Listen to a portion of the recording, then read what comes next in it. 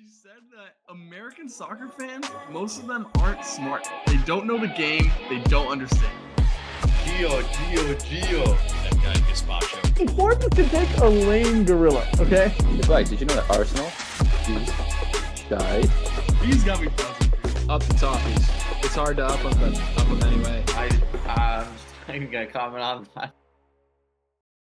Welcome back to another episode of Footy with the Boys.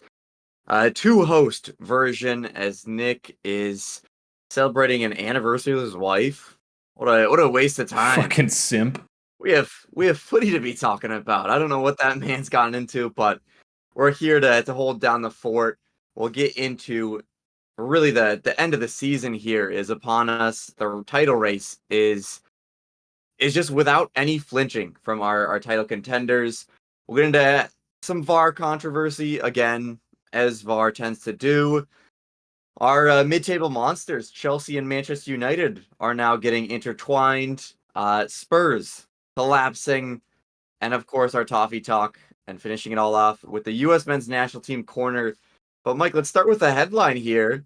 Our GOATs. Let's do it. Messi, 5 assists and a goal in a 6-2 win for Inter Miami, and Ronaldo getting a hat-trick as well. At the ages of 36 and 39, they are aging like some fine wine here. Whew. I mean, class is permanent, yeah? Oh yeah, definitely is. Can't claim to have watched the Saudi Pro League match, but good for Ronaldo getting a hat trick against Al Weda. I don't know the team, I don't know the players, but a hat trick is a hat trick. And I did get to watch Messi's match, Inter Miami's match versus the New York Red Bulls. Wow. The second half in particular, it really seemed like anytime Messi got on the ball, him and Suarez were just making runs off each other. Busquets was in there too, and it's just like it seemed like you couldn't believe it, right? We should expect it. They're playing in the MLS, but every single time, these dudes aren't even fast anymore. They're finding little pockets of space, and that's all they need. They need a second on the ball and a pocket of space, and they'll just create a goal out of it. It was truly remarkable. It's wild that those two are on the same team in the MLS. Like, even I know those two guys. Right? Like,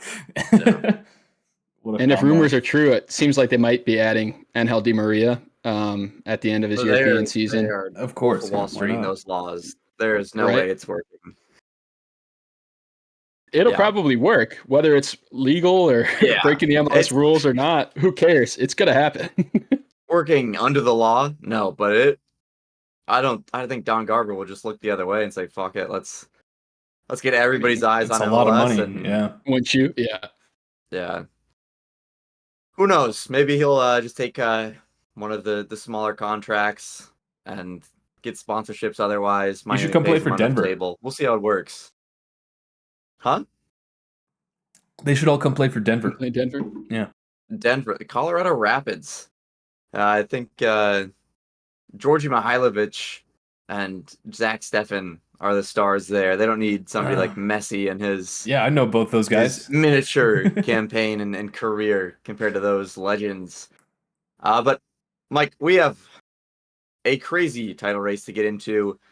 Starts with Manchester City. They faced off against Wolves. We asked the question in our last pod, would Wolves potentially be the ones that could play decider in this title race?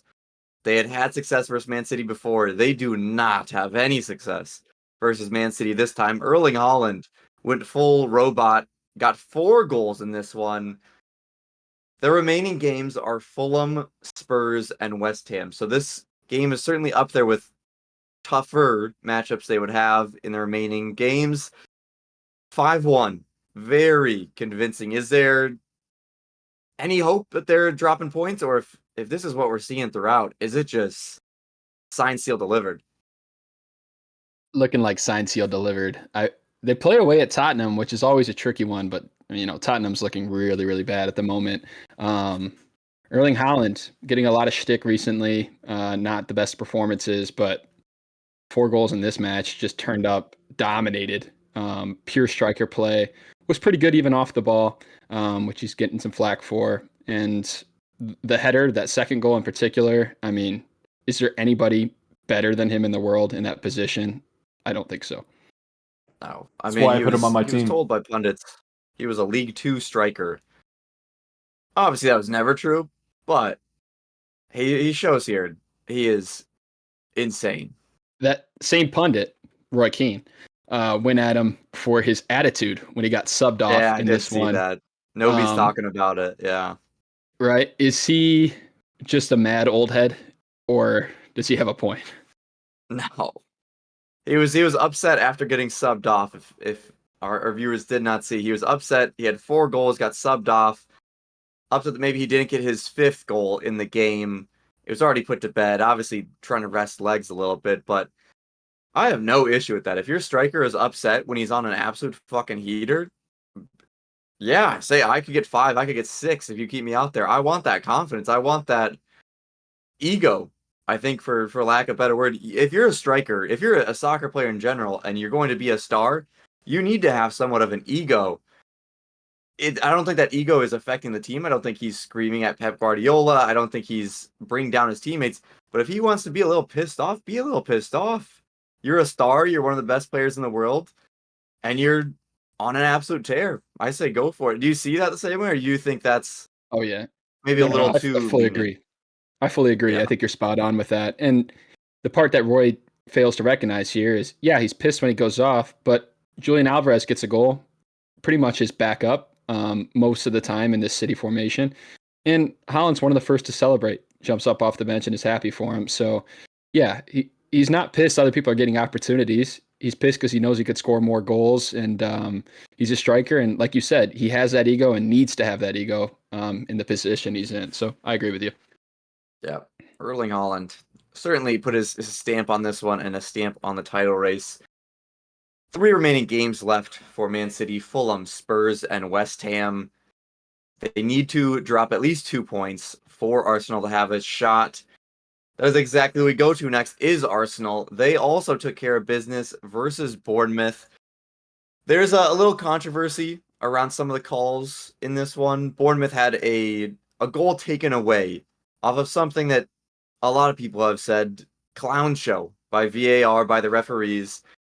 David Raya gets like a slight bump out of the way on one. It is then rebounded out. David Raya still made contact. It's not like David Raya was bumped out of the way and the ball goes in. He was bumped as he goes out, punches it away. It gets hit back in, deflects, and then is shot in. They then VAR, take it away. Disallowed goal for Bournemouth. Would that have changed the entire complex of this game? No, I think Arsenal was rather dominant in this one. But it's just another instance of VAR being inconsistent, being just not what VAR should be.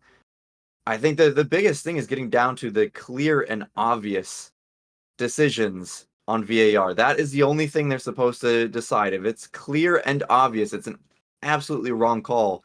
That's the only time that they should have a impact on the game. So many times it's not clear and obvious. But Arsenal, nevertheless, get the job done here. 3 goals, 1 from Saka, 1 from Trossard, and 1 from Declan Rice at the end as the cherry on the top. Mike, they have Manchester United and Everton left. Manchester United have the entire season really not shown anything too spectacular.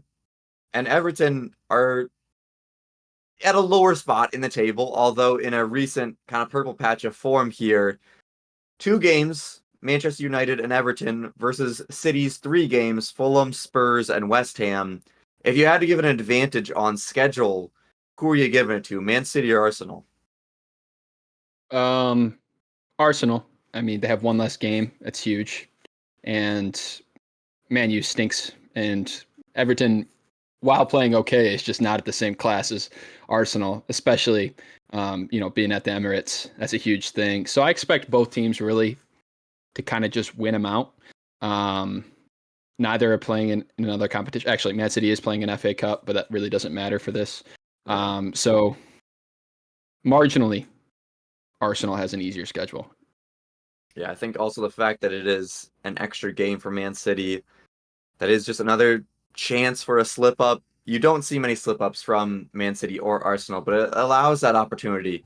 And that's, I think it's really what it's going to be. I don't see a Fulham, Spurs, West Ham, Man U, or Everton getting a deserved win or draw against either of these teams. That's not what's going to happen. It's going to be a team that can sit back and nick a goal off of a mistake, or just get a corner, a set piece, something to get themselves out in front and sit back and potentially play spoiler for either of these teams. Man City with the harder schedule, as Mike says here. We move to two teams. One team that we just mentioned, another team that we've talked about plenty on this podcast, and is the kit that I'm wearing today because of what they did to West Ham this weekend. Chelsea wins 5-0 versus West Ham. This is a West Ham team that has been rather up and down in their form, but certainly would not have suspected a 5-0 result here. Cole Palmer once again leading the charge. He is the one of 3 players who have been 21 or younger to reach 30 goal involvements in a single season. He has been Chelsea. Without them, they have not looked the same. With him, they look a completely different animal. Like 5-0 here versus West Ham, that puts them above Manchester United. Do you think that's appropriate for where their form maybe says they should? Obviously, Man U will play Crystal Palace tomorrow, has their chance to overtake, but Chelsea being above Man U, is that deserved? Yeah, dude, this is a full circle moment.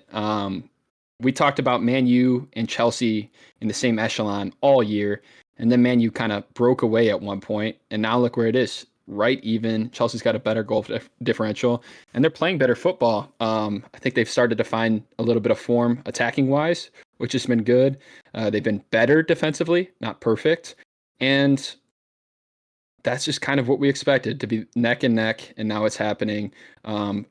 I think it's a scary position for Man U to be in, not looking at Europe, playing Crystal Palace tomorrow. Crystal Palace is a very good team now, in great form. That could be a game they lose. So good for Chelsea. Want to pose one little question here, or just thought for you. Nicholas Jackson getting a lot of hate this year, deservedly so. Missed a lot of opportunities, playing out of position kind of at that striker. But 13 goals, 6 assists, 19 goal involvements in the league. Not terrible numbers, and more goal involvements than a certain Didier Drogba in his first season. Huge comparison, obviously. Jackson's played more minutes, but is he getting a little too much hate for what he's been producing? I mean, is he getting too much hate? Probably. It's his first season, and he is getting some results, but I think there is some hate that is warranted of just lack of faith in his finishing, because he has missed a wild amount of chances. This Chelsea team, as bad as they've been at certain times, attack well. They have great attacking play. And he has been the reason why it's not worked out a lot of times for them, because he can't finish. He is just so dull up there in the attack that he's missing chances left and right. When it is working, you see stuff like this where he gets goals. It's a 5-0 win and it's going great. That's where most of his goals have really come from, is once the floodgates have opened, he can put some away. But kind of being the only option with Nkunku's injury, and really him being the one that's going to be leading the line every single game and getting that crazy amount of minutes, I wouldn't say that it's necessarily he's proved any type of critics wrong. He still needs a lot of improvement to be considered anywhere near a top striker. But certainly, this is a start. You have to start putting goals away to get rid of your finishing problems. But yeah, I think that's well said, because where I differentiate with Drogba, not the most prolific goal scorer, but a big goal scorer, scores in big moments in tight games where your team needs a goal. And I think that's exactly right. Nicholas Jackson's not the guy who's going to get a 1-0 result for you, or a second goal to see out a 2-0. He's going to contribute in these more blowout style games. Shout out him though. 2 great goals today. Chelsea was just pretty much phenomenal, and West Ham was really flat. They had a Jared Bowen volley go off the crossbar, and aside from that, really nothing. Yep. And speaking of flat, Mike, that's a perfect segue over to Tottenham Hotspur, because their pulse is about as flat as you could be. we were talking Champions League. Who would it be? Them or Aston Villa? A race down to the end. When it came down to critical time, they don't even choke. They've already died. They've already passed away. They've suffocated. 4 straight losses. Yeah. You're in a Champions League race with a team that has what I would say is obviously less resources than a Tottenham Hotspur club. 4 straight losses. Aston Villa has done nothing to put a nail in the coffin, really. You see a draw and a loss as their last 2. Like they've been on any type of fire form, but now they find themselves 7 points up because Tottenham 4 straight losses. They were down 4-0 in this game versus Liverpool. I thought Liverpool might be challenged here. They rightfully so may have been not in it all the way because, hey, you're out of the title race now and you're now just going into a big game. 4-0. Tottenham gets 2 late goals to make it look a little bit more respectable, but it was 4-0 and it was not a close game here. Like, what is happening with Tottenham? Because they have just fallen apart to pieces. Yeah, they've really fallen apart. I mean, we saw that 4-0 Newcastle loss. 3-2 flattered them against Arsenal. They were played off the park that day. And then today was really bad. The 2 late consolation goals make it look a little bit better on paper. From what I saw, I only watched extended highlights and a little bit of the game while driving. Don't recommend that. Midfield, no good. And the real culprit of the day, Emerson Royale, who's filling in for an injured Destiny Udogie at left back. Dude was at fault on probably 3 of the 4 goals. Left Salah just completely wide open on that header. Had a few mistakes, got pickpocketed on the second goal. Really, really bad. But overall, yeah, they're flat. The attack hasn't looked good. They found something late. Richarlison came on, which is pretty big. He actually played pretty well. But what I can take away from that is defensively awful. And Liverpool today, pretty on the money. Cody Gakpo played maybe his best performance in a Liverpool shirt, at least one that I can remember. Started at the 9 for them, with Darwin Núñez not playing so great, and had a great game. Couple of great passes and a good goal as well. Question for you. It's a wild rumor. Don't know how much weight it actually holds. Darwin Núñez has deleted all his Liverpool posts off of social media. There are rumors that either he's being sold or a transfer, or he wants out or the club wants him out. You think it's a little too quick to give up on the Darwin Núñez project, or could you see him moving on? I think it's absolutely too early. I do think that's probably just a lot of tough feelings around Liverpool right now because they have ruined their shot at a title in Klopp's last year. I'm sure there's a lot of emotions going there. I did see a tweet that said Darwin Núñez was just trying to set an alarm and miss the buttons there too.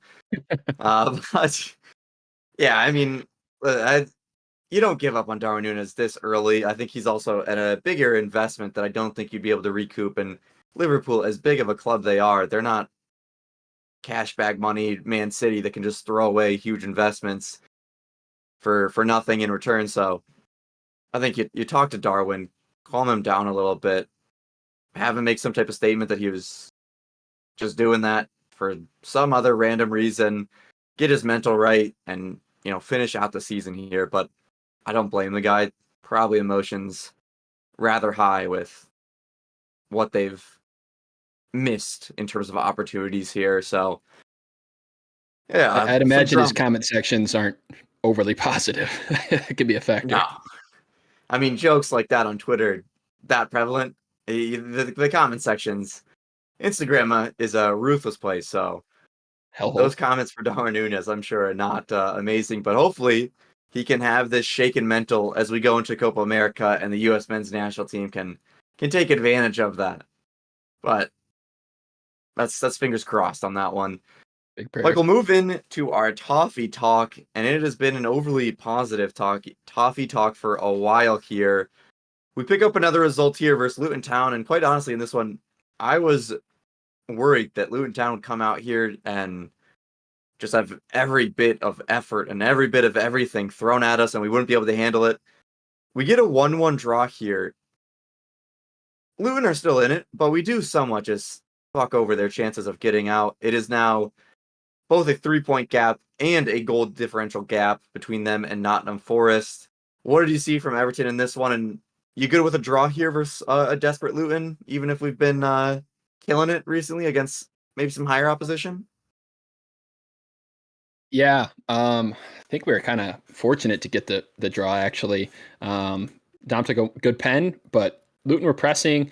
We had some a bit opportunities. Of a weak pen, I would say that call. Yeah, it was, but I'll take it any day of the week. It'll give us the benefit of the doubt too often, so I'll take it.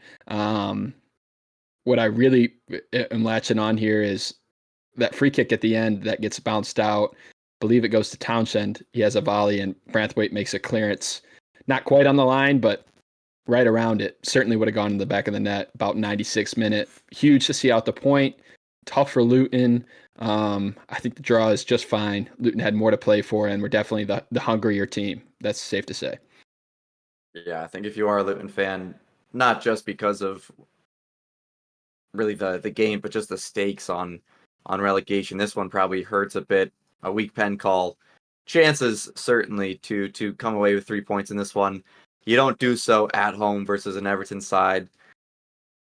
That has to hurt, and that kind of brings us into what makes it even worse is that Nottingham Forest then playing against Sheffield United. It wasn't entirely convincing in this one early, but they came back and they came back with a vengeance. 3 goals unanswered for Nottingham Forest to win this one 3-1. They get their 3 points, and like I said, they are now 3 points clear and have a massive goal differential advantage. So it's going to take something special from Luton to save themselves. It's going to take something pretty fucking stupid by Nottingham Forest to get themselves knocked down here. Mike, is it wraps on the relegation talk here? Is Nottingham Forest feeling pretty damn safe in Luton Town about done here? It seems to be. Let me look real quick. Who does Luton play next? West Ham and then Fulham. That's tough. It looks like West Ham could be beatable for them. And then Nottingham has to play Burnley last, but who do they play next?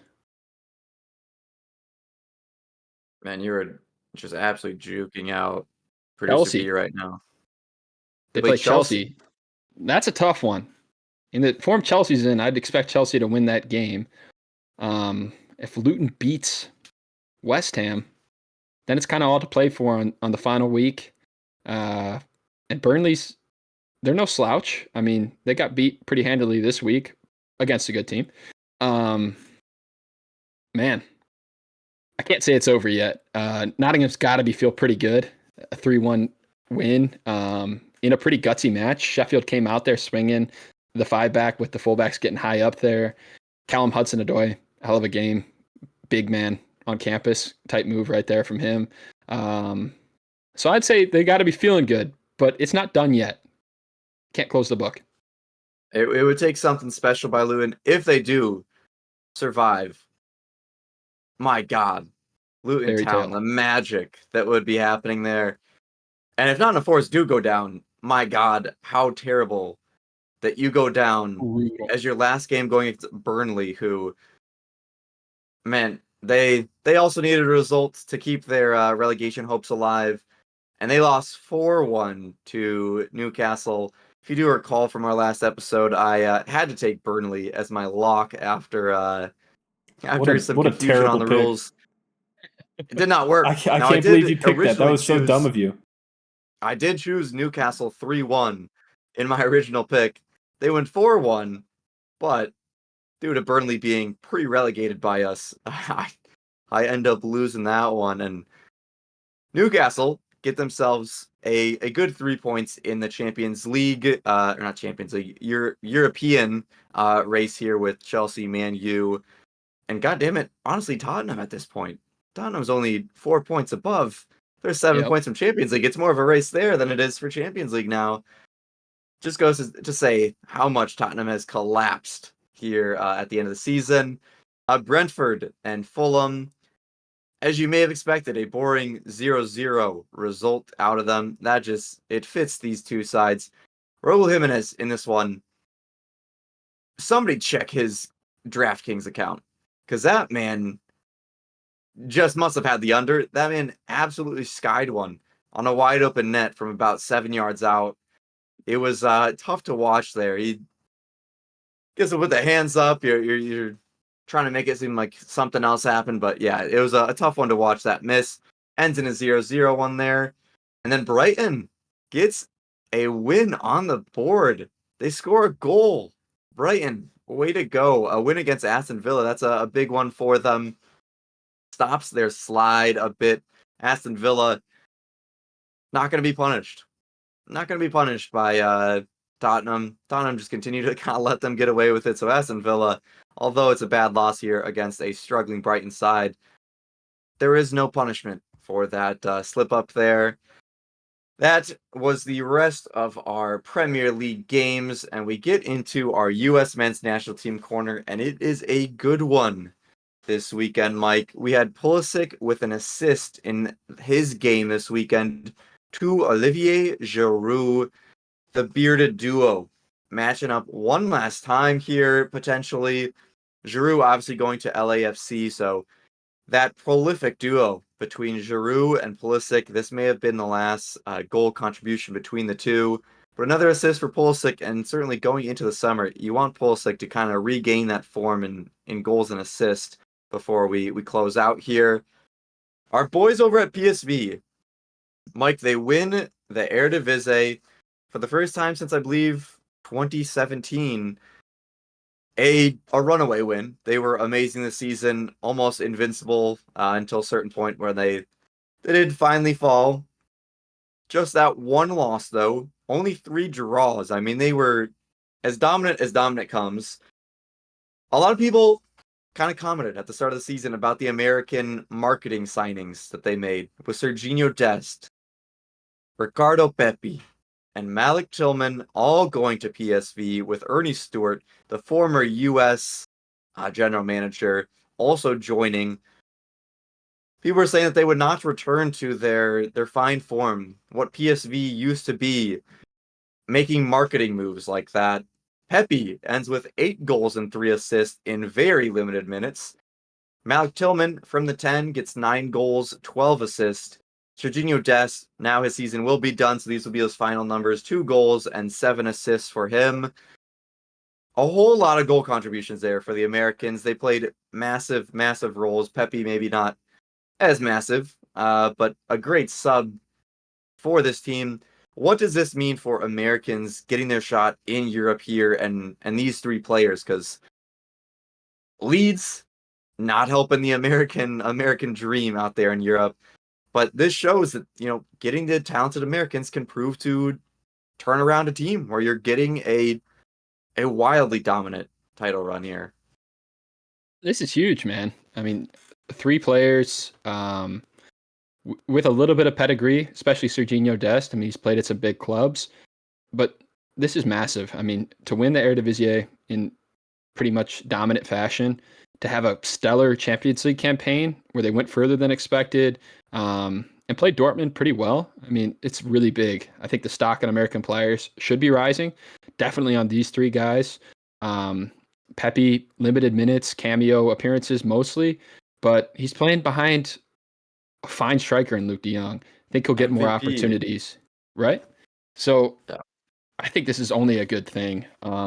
Maybe more American players will look to the Netherlands or smaller leagues, maybe not the top 5, but right around that, which are still quite a bit better than MLS or other options that were favorited for American players before now. So I love it, dude. It's great. Congrats to them. Yeah, congrats to them. And I think at the very least, if not Europe, Dutch scouts are certainly going to take a bit more of an interest in American players, seeing what PSV has done and saying, hey, why can't we do that as well? There are plenty of young Americans now that can be scouted, will be scouted for the Eredivisie. They've kind of shown that they can play at that level and make those moves over there. Obviously, these 3 are cream of the crop, so I wouldn't say you're pulling too many like these 3, but you can pull some that are close to it. Paxton Aronson has had some success as well at Vitesse, so Americans making the Eredivisie a great place to be. Shout out Ernie Stewart. I don't know if you saw the video of Yeah. him busting down Oh, in the Boston locker room. Jason, yeah, dude. Dude has some moves. Didn't know the old man could He went rock like for that. like a minute just busting out move after move. That guy does That was awesome. fluid hips over there. Does Yeah, not so does not miss a Stock beat. going up on the players and stock going up on white guys dancing, dude. Who would have thought? He's not white though. He's mixed. Yeah, nah, dude. Oh. That's not. Nope. We'll take the 50%. We'll take the 50%. 50% of the credit. 50%. You are 50% right, and that is still not a passing grade, but it's better than being 100% wrong. We move to Tim Howard, an American legend. Why are we bringing him up? Because he was just inducted into the National Soccer Hall of Fame. There's not many that are more deserving of a Hall of Fame for the U.S. than Tim Howard. Mike, favorite Tim Howard memory?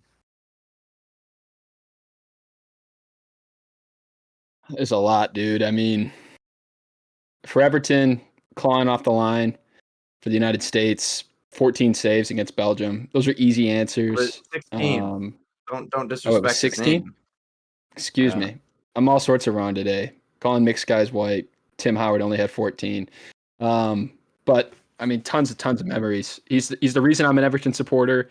He's probably the reason I'm as big a U.S. supporter as I am. He was definitely the most impactful player growing up, even with Landon Donovan and Clint Dempsey around. Tim Howard was the leader, an absolute beast in the back. Could still hear him screaming through my television set. I liked his Hall of Fame induction speech. He gave credit to Man U, and he said he's a lifelong Evertonian, which was really cool to see. He's a great dude. Yeah, an amazing guy, a great bald head, and a great keeper. I would say favorite memory for Everton. He scored a goal for us, Mike. He scored a goal from goalkeeper, not from a late minute header, but from a wind-backed goal kick that bounces. You love to see it in the classic camo jersey. It was a great moment there, and then obviously Belgium. That was historic. He's a hero for that one. If Chris Wondolowski could have finished that one, he would be I don't even know. He's already an insane legend, but his name would be etched in stone in every single American story around soccer. He would be the guy. Still is really the guy. I mean, making it at Manchester United, however you want to call making it, he still was at Manchester United, opened eyes for American soccer fans, moved to Everton. Like you said, a huge reason why so many Americans are Everton fans is because, yeah, we didn't really have that many other players in Europe. He was a star for us. He was a rock at the back. He was somebody to root for. And quite honestly, it was fun to root for Tim Howard because he would make crazy amounts of saves and he was a consistent performer. Love to see him come back to the MLS as well. Just all around a great American soccer player. Great at what he's doing now in the media as well. So congratulations, Tim Howard, on an amazing career, an amazing U.S., Everton, and now pundit career. You are one of the best. And then we move to a more modern player in Johnny.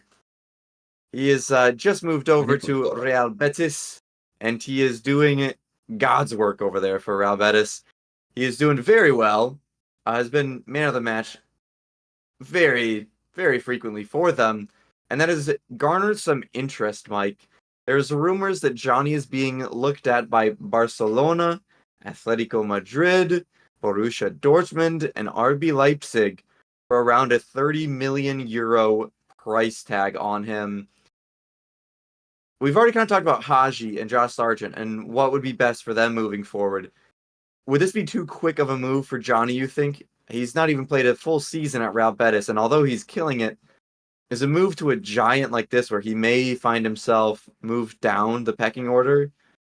Is it too early, or do you think a team like maybe Dortmund that you see more type of playtime is that move? It's a tricky one because he is probably good enough to play at a slightly bigger team.